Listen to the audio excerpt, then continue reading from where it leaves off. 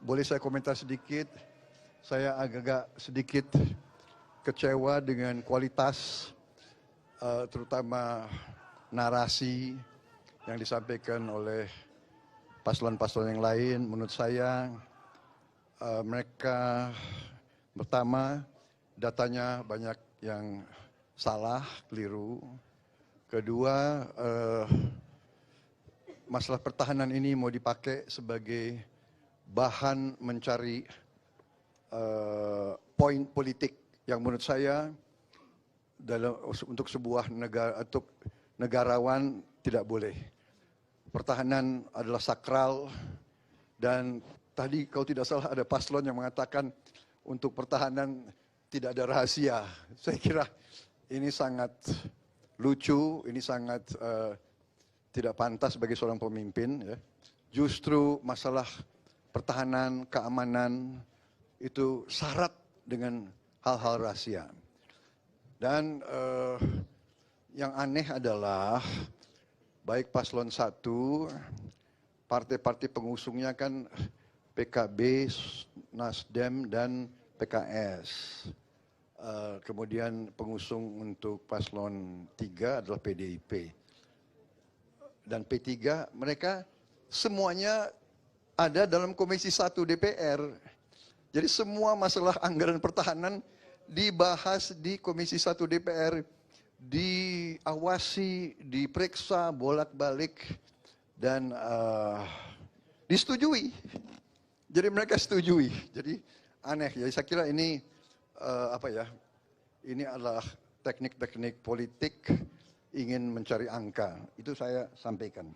Yang pertama, kalau kita tujuannya mengabdi, kita harus memberi data yang benar. Jangan menyesatkan rakyat. Dan jangan provokasi dan jangan menghasut. Kedua, kita harus negarawan. Keselamatan bangsa di atas semua. Kita butuh kerukunan keselamatan. Jangan karena ambisi ingin jadi presiden, ingin jadi wakil presiden, seenaknya bicara. Ya, ini saya kira tidak pantas. Saya, ya terus terang aja saya agak kecewa. Tapi sudahlah, tidak apa-apa.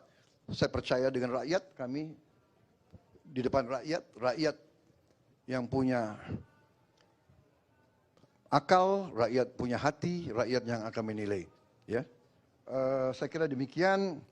Mengenai Palestina kita tegas, kita mendukung. Presiden sudah memberi petunjuk kepada saya. Setiap saat PBB minta, kita siap mengirim pasukan perdamaian.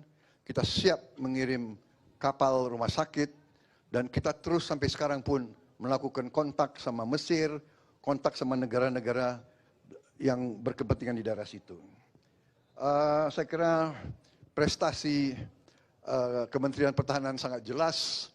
Di bawah kepemimpinan saya, industri pertahanan kita dalam negeri mendapat kontrak paling besar selama sejarah Republik Indonesia. Ya, mendekati 11 miliar dolar. Kemudian industri pertahanan juga mulai mendapat laba yang juga cukup terbesar di Republik ini. Kita punya terobosan-terobosan banyak. Kita membangun kita bangun 24 rumah sakit, 25 rumah sakit di seluruh Indonesia dalam kurun waktu masa kepemimpinan saya.